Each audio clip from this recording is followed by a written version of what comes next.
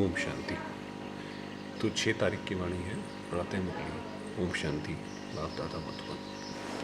मीठे बच्चे, अपने हार और जीत की हिस्ट्री को याद करो कि आत्मा पहले कैसे परम धाम में थी, फिर नीचे आई, सतयुग त्रेता युग में सुख में थी, जैसे उस वक्त जीत थी, और फिर कैसे धीरे धीरे करके हार हो गई।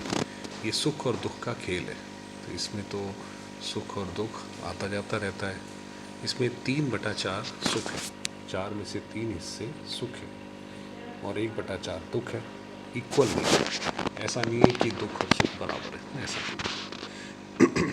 प्रश्न है, ये बेहद का ड्रामा बहुत ही वंडरफुल है कैसे? उत्तर, ये बेहद का ड्रामा इतना तो वंडरफुल है, जो हर सेकेंड सारी सृष्टि में हो रहा है वह फिर से हूबहू रिपीट होगा। तो आप इस ड्रामा को जितना ज़्यादा गहराई से जानते जाएंगे, आप देखेंगे इस ड्रामा की गहराई बहुत है, कितनी सारी चीज़ें हैं। और सबसे बड़ी बात बाबा ने बताई, ये कितनी बड़ी बात है कि हूबहू रिपीट होता है। जैसे मक्खी उड़ी तो बिल्कुल 5000 साल के बाद तो वैसे ही उड़ेगी। ये ड्रामा जो मिसल चलता ही रहता है, टिक टिक होती रहती है, एक टिक ना मिले दूसरी टिक से। अब दूसरी बात यह है कि इस 5000 वर्ष में एक भी सेकंड दूसरे सेकंड से नहीं मिलता है, इसलिए ये बड़ा वंडरफुल ड्रामा है। जो भी मनुष्य का पार्ट अच्छा व बुरा चलता है, सब नूंद है। इस बात को भी तुम बच्चे ही समझते हो, इसलिए इस ड्रामा में कुछ भी अन्याय या गलत ऐसा कुछ नहीं होता, और ना इसमें कुछ गलत हो सकता है, क्योंकि ये ऐसा नहीं है कि एक्सीडेंट हो जाए, ऐसा ना होता तो वो करते, वो सब नहीं है। ओम शांति। ओम शांति का अर्थ बच्चों को समझाया है, क्योंकि अब आत्माभिमानी बने हो। आत्मा अपना परिचय देती है, हम आत्मा है। आत्मा का स्वधर्म है शांत। अब सभी आत्माओं के घर जाने का प्रोग्राम है। ये घर जाने का प्रोग्राम कौन बताते हैं? ज़रूर बाप ही बताएगा। हे आत्माएं, अब पुरानी दुनिया खत्म होनी है, सभी एक्टर्स आ गए हैं, बाकी थोड़ी आत्माएं रही हैं, अब सबको वापस जाना है। बाबा कहते हैं अब जो है इस धरा पर लगभग सारी आत्माएं आ गई हैं, बस अब वापस जाने का समय आ गया है। फिर पार्ट रिपीट करना है, फिर उसके बाद सारी आत्माएं जाएंगी, फिर दोबारा से पार्ट रिपीट होगा। तुम बच्चे असल में आदि सनातन देवी देवता धर्म के थे।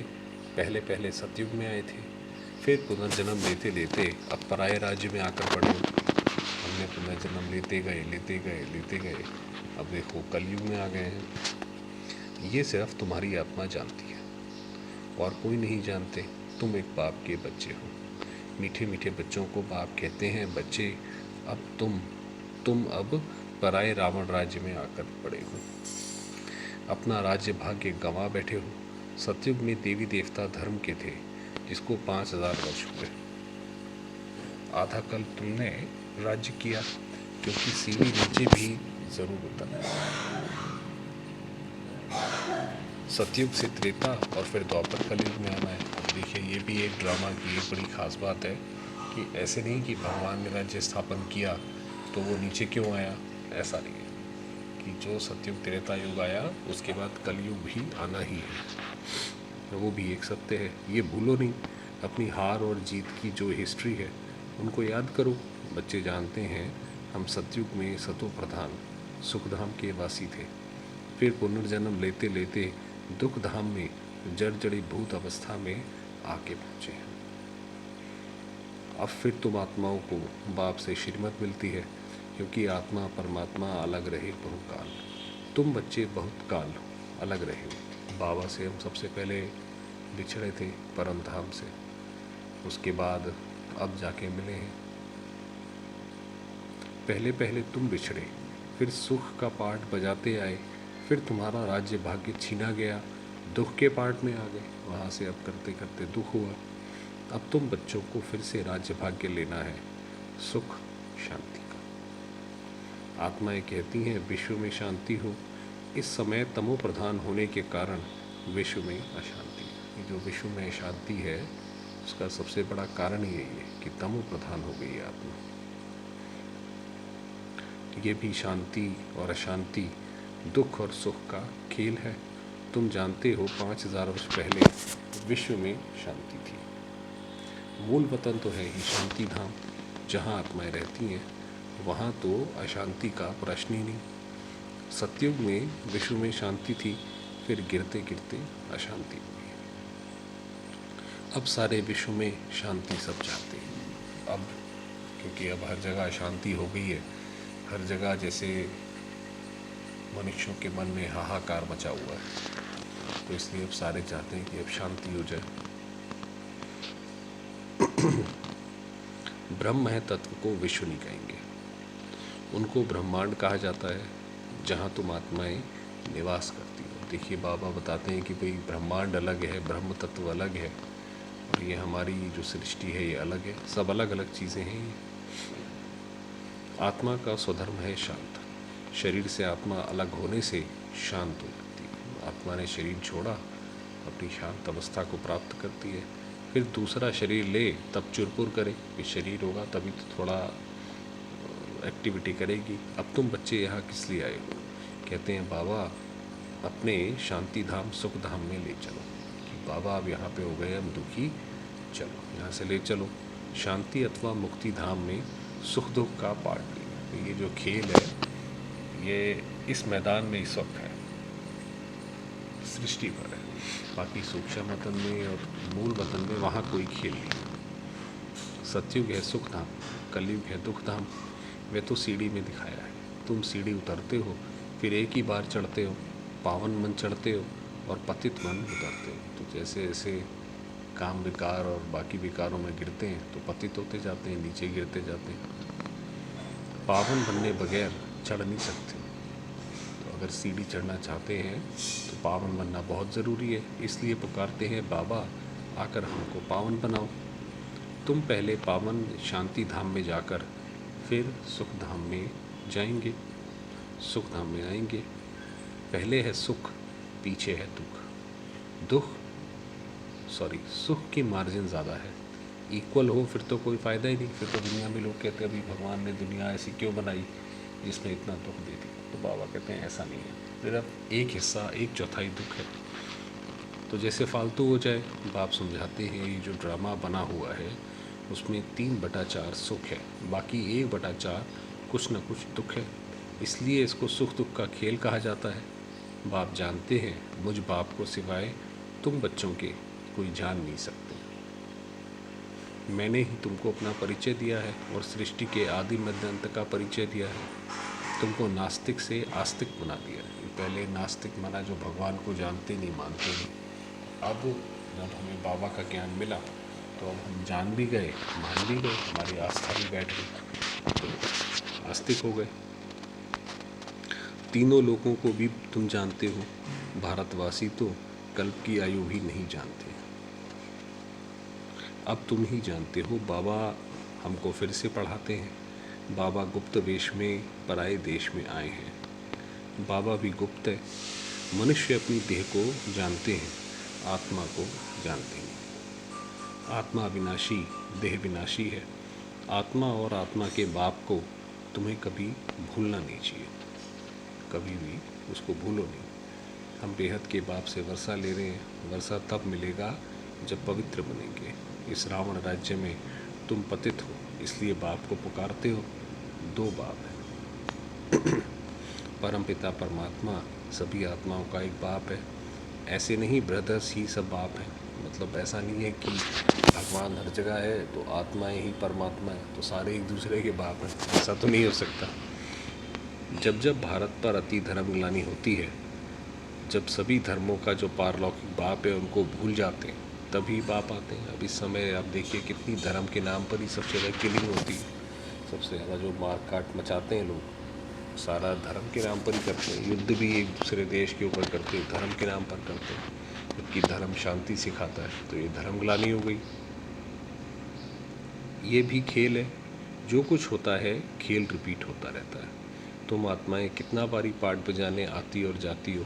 ये नाटक अनादि जो मिसल चलता रहता है। जो मिसल वाला धीरे धीरे कभी बंद नहीं होता। ये जो नाटक है ये लगातार चल रहा है, टिक टिक होती रहती है। परंतु एक टिक ना मिले दूसरे से। जो सेकंड बाय सेकंड का जो चलता है, इसमें कोई भी एक सेकंड दूसरे सेकंड से नहीं मिलता है। कैसा वंडरफुल नाटक है। सेकंड सेकंड जो कुछ सारी सृष्टि में होता रहता है वह फिर रिपीट होगा। जो हर धर्म के मुख्य पाठधारी हैं उनको बताते हैं, वह सब अपना अपना धर्म स्थापन करते हैं। राजधानी नहीं स्थापन करते हैं। जो भी बाकी आत्माएं आती हैं वो अपना धर्म स्थापन क्या कहते हैं करते हैं। एक परम पिता परमात्मा धर्म भी स्थापन करते और राजधानी अथवा डायनेस्टी भी स्थापन करते हैं। वह तो धर्म स्थापन करते हैं, उनके पिछाड़ी सबको आना है। आपको पता है कि जैसे कोई भी जो धर्म का उस शाखा का मुख्य होगा, जैसे बौद्ध धर्म, जब वो आएंगे उनके धर्म पिता, तो पीछे से उन्हीं की जो सपोर्ट आत्माएं होंगी, उसी शाखा की आत्माएं होंगी, वो आप ही जाएंगी, धर्म स्थापन हो जाएगा। सबको ले कौन जाता है? बाप। कोई तो थोड़ा बहुत पार्ट बजाया और खलास। जैसे जीव जंतु निकले और मरे। उनकी तो जैसे ड्रामा में बात ही, इतना बड़ा ये ड्रामा है तो इसके अंदर कुछ हमारा अच्छा पार्ट हो। ऐसा नहीं बस एक जन्म लिया और चले गए। अटेंशन किस तरफ जाता है? एक तो क्रिएटर तरफ जाएगा, जिसे सब कहते हैं ओ गॉड फादर, हे परमपिता परमात्मा। वो सभी आत्माओं का पिता है। पहले आदि सनातन देवी देवता धर्म था। ये कितना बड़ा बेहद का झाड़ है। कितने मतांतर, कितनी वैरायटी चीज़ें निकली हुई हैं, गिनती करना मुश्किल हो जाता है। फाउंडेशन है नहीं, बाकी सब खड़े हैं। माना एक जो है आदि सनातन देवी देवता धर्म, वो नहीं है। बाकी सारे जो उससे निकले हुए धर्म है वो हैं। बाप कहते हैं मीठे मीठे बच्चों, मैं आता ही तब हूँ जबकि अनेक धर्म हैं। धर्म इतने सारे हैं और हर धर्म सुख शांति का पाठ देता है, और उसके बावजूद दुनिया में इतना हंगामा है। एक धर्म नहीं है। फाउंडेशन प्राय लोप है, सिर्फ चित्र खड़े हैं। मतलब ये देवताओं के सिर्फ चित्र रह गए। आदि सनातन था ही एक धर्म, बाकी सब बाद में आते हैं। त्रेता में बहुत हैं जो स्वर्ग में नहीं आते। तुम अब पुरुषार्थ करते हो हम नई स्वर्ग नई दुनिया में जाएं। बाप कहते हैं स्वर्ग में तुम तब आएंगे जब मेरे को याद कर पावन बनेंगे और दैवी गुण धारण करेंगे। बाकी झाड़ की टाल टालियाँ तो अनेक है। मनाई फिर तो ये जो कल्प वृक्ष है वो बहुत बड़ा है। बच्चों को झाड़ का भी पता पड़ा है कि हम सब आदि सनातन देवी देवताएं स्वर्ग में थे। अब स्वर्ग है नहीं, अभी नरक है। तब बाप ने प्रश्नावली बनाई थी कि अपने दिल से पूछो कि हम सतयुगी स्वर्गवासी हैं या कलयुगी नरकवासी हैं। हमें क्या लगता है कि हम सतयुग के हैं या हम कलयुग के हैं? सतयुग से नीचे कलयुग में उतरते हो, फिर ऊपर कैसे जाएं? बाप शिक्षा देते हैं तुम तमो प्रधान से सतो प्रधान कैसे बनेंगे? ये तो बहुत बड़ा सवाल है कि नीचे तो गिर गए, ऊपर कैसे जाएंगे वापस? जब सारी दुनिया ही नीचे गिर गई है तो ऊपर कैसे जाएंगे? अपने को आत्मा समझ मुझे याद करो तो योग अग्नि से तुम्हारे पाप कट जाएंगे। कल पहले भी तुमको ज्ञान सिखलाकर देवता बनाया था, अभी तुम तमो प्रधान बन पड़े हो। फिर ज़रूर कोई तो सतो प्रधान बनाने वाला होगा। पतित पावन कोई मनुष्य तो हो न सके। पतित पावन हे भगवान जब कहते हो तो बुद्धि ऊपर चली जाती है। वह है निराकार, बाकी सब है पाठधारी, सब पुनर्जन्म लेते रहते हैं। मैं पुनर्जन्म नहीं तो शिव बाबा जो है हमारे, वो नहीं आते जन्म पुनर्जन्म में। ये ड्रामा बना हुआ है, इसको कोई नहीं जानते हैं। तुम भी नहीं जानते थे, अब तुमको सुदर्शन चक्रधारी कहा जाता है। तुम अपने स्व आत्मा के धर्म में ठहरो, अपने को आत्मा निश्चय करो। बाप समझाते हैं ये सृष्टि चक्र कैसे फिरता है। तुम्हारा नाम है सुदर्शन चक्रधारी। आपको 2-3 दिन के पहले मुरली भी याद होगी, उसमें भी बाबा ने कहा था कि अपने को सुदर्शन चक्रधारी समझो। और कोई ये ज्ञान नहीं है। बाकी दुनिया में ऐसा कोई नहीं सोचते कि अब नई दुनिया आएगी। पहले तो वो कहते थे कुछ नहीं होगा, धीरे धीरे यहाँ तक तो आ गए कि विनाश होगा। और ये तो बिल्कुल अंत में ही पता पड़ेगा कि कैसे नई दुनिया आएगी।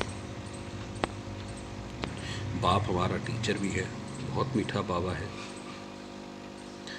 बाबा जैसा मीठा और कोई नहीं। तुम पारलौकिक बाप के बच्चे, परलोक में रहने वाली आत्माएं हो। बाप भी परम धाम में रहते हैं।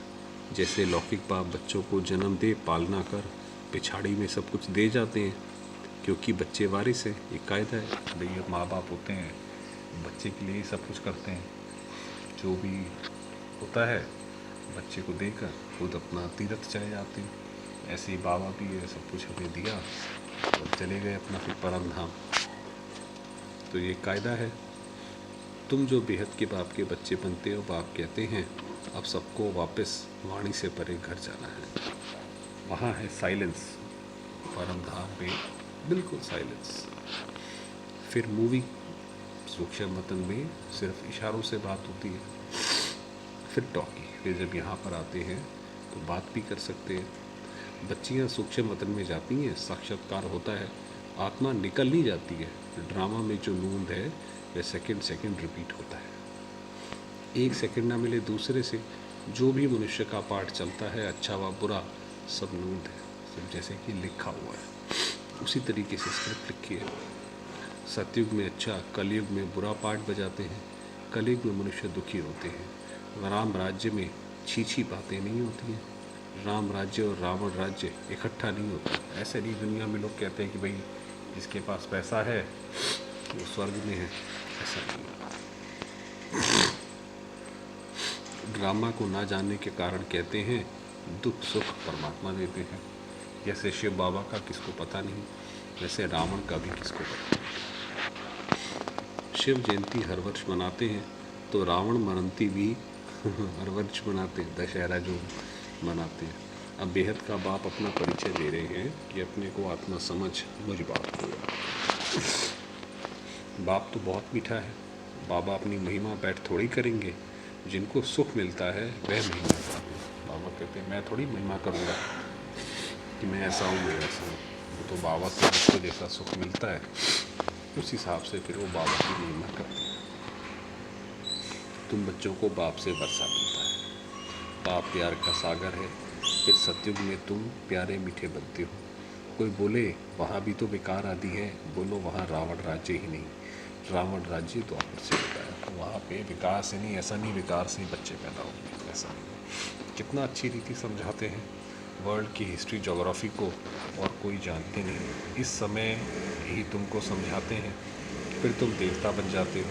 देवताओं से ऊंच कोई है नहीं, वो सबसे ऊंचे से ऊंची उपाधि है। इसलिए वहाँ गुरु करने की दरकार नहीं। वहाँ पे ऐसा नहीं कोई भटक रहे हैं, कोई दुखी है, अशांत है जो गुरु के बारे में सोचे। यहाँ तो गुरु ढेर हैं। सतयुग है एक। सिख लोग भी कहते हैं सतगुरु अकाल, अकाल मूर्त है ही सतगुरु। वह कालों का काल महाकाल है शिव बाबा। वह काल तो एक को ले जाते हैं। बाप कहते हैं मैं तो सबको ले जाऊंगा। इसीलिए जो बाबा का महाकाल कहा जाता है। पवित्र बनाकर सबको पहले शांति धाम और सुख धाम में ले जाता हूँ। अगर मेरा बनकर फिर माया के बन जाते हैं तो कहा जाता है गुरु का निंदक ठोर ना पाए। बाबा का बनने के बाद कोई ऐसा काम करा तो निंदा हो जाएगी बाबा की। वह स्वर्ग का संपूर्ण सुख नहीं पा सकेंगे, प्रजा में चले जाएंगे। बाप कहते हैं बच्चे मेरी निंदा नहीं कराओ, मैं तुमको स्वर्ग का मालिक बनाता हूँ। तो दैवी गुण भी धारण करने हैं, किसको दुख नहीं देना है। बाप कहते हैं मैं आया हूँ तुमको सुख धाम का मालिक बनाने। बाप है प्यार का सागर, मनुष्य है दुख देने के सागर। काम कटारी चलाकर एक दो को दुख देते रहते हैं। वहाँ तो ये बातें हैं नहीं। वहाँ है ही राम राज्य। योग बल से बच्चे पैदा होते हैं। इस योग बल से तुम सारे विश्व को पवित्र बनाते हो। तुम वॉरियर्स हो परंतु अननोन, मतलब हम देश के लिए इतना सब कर रहे हैं, वॉरियर्स हैं मगर अननोन, ज़्यादा पता नहीं है किसी के बारे में। तुम बहुत नामी ग्रामी बनते हो। फिर भक्ति मार्ग में तुम देवियों के कितने मंदिर बनते हैं। कहते हैं अमृत का कलश माताओं के सिर पर रखा। गौ माता कहते हैं ये है ज्ञान, पानी की बात नहीं है। तुम हो शिव शक्ति सेना। वह लोग फिर कॉपी कर कितने गुरु बनकर बैठे हैं। अब तो तुम सच की नैया में बैठे हो, हम अब सच के उसमें आ गए। जैसे वो महाभारत में दिखाते हैं, उन्होंने बोला भी जहाँ पे श्री कृष्ण है वहीं पे धर्म है, वहीं सत्य है। तो ये हम वास्तव में अब उसमें बैठे हैं। गाते हैं नैया मेरी पार लगाओ, अब खिवैया मिला है पार ले जाने के लिए। वैश्यालय से शिवालय में ले जाते हैं, उनको बागवान भी कहते हैं। कांटों के जंगल को फूलों का बगीचा बनाते हैं। वहाँ सुख ही सुख है, यहाँ है दुख। बाबा ने जो पर्चे छपाने के लिए कहा है, उसमें लिखा है अपने दिल से पूछो स्वर्गवासी हो या नर्कवासी हो। बहुत प्रश्न पूछ सकते हो। सब कहते हैं भ्रष्टाचार है तो ज़रूर कोई समय श्रेष्ठाचारी भी होंगे। भारत के लिए तो कहा यही जाता था। अब वो समय बात अलग है कि सबसे ज़्यादा फ्रॉड यहाँ पे ही होने लग गया है अब तो, मगर ऐसा तो हमेशा तो नहीं था। वे देवताएं थी, अब नहीं है। जब देवी देवता धर्म प्राय लोप हो जाता है तो भगवान को आना पड़ता है एक धर्म की स्थापना करने। गोया तुम अपने लिए स्वर्ग की स्थापना कर रहे हो श्रीमत से। अच्छा, मीठे मीठे से हृदय बच्चों प्रति माता पिता बाप दादा का याद प्यार और गुड मॉर्निंग। रूहानी बाप की रूहानी बच्चों को नमस्ते। हम रूहानी बच्चों की रूहानी बाबा को याद प्यार और नमस्ते। धारणा के लिए मुख्य सार है, बाप समान प्यार का सागर बनना है, दुख का सागर नहीं। बाप की निंदा कराने वाला कोई भी कर्म नहीं करना है। बहुत मीठा प्यारा बनना है, योग बल से पवित्र बनकर फिर दूसरों को भी बनाना है। कांटों के जंगल को फूलों का बगीचा बनाने की सेवा करनी है। कांटों का जंगल माना जो दुनिया में लोग हैं वो एक दूसरे को कांटा लगाते रहते हैं, दुख देते रहते हैं, तो उनकी सेवा करनी है। सदा खुशी में रहना है कि हमारा मीठा बाबा बाप भी है तो टीचर भी है, उन जैसा मीठा कोई नहीं। वरदान दिया, परमात्मा दुलार को प्राप्त करने वाले अब केसो भविष्य के राज दुलारे भव। संगम युग पर आप भाग्यवान बच्चे ही दिला राम के दुलार के पात्र। बाबा का जो प्यार है वो हम ही बच्चों को प्राप्त है। ये परमात्मा दुलार कोटों में कोई आत्माओं को ही प्राप्त होता है। ये दिव्य दुलार द्वारा राज दुलारे बन जाते हो। राज दुलारे अर्थात अब भी राजे और भविष्य के भी राजे। जितना भी भगवान से शिव बाबा से हमें सुख स्नेह दुलार प्राप्त है, उसी हिसाब से फिर हमें सत्य को भी प्राप्त होगा। भविष्य से भी पहले आप स्वराज्य अधिकारी बन गए। जैसे भविष्य राज्य की महिमा है, एक राज्य एक धर्म, ऐसे अभी सर्व कर्मेंद्रियों पर आत्मा का एक छत्र राज्य है। स्लोगन है, अपनी सूरत से बाप की सीरत दिखाने वाले ही परमात्मा स्नेही हैं।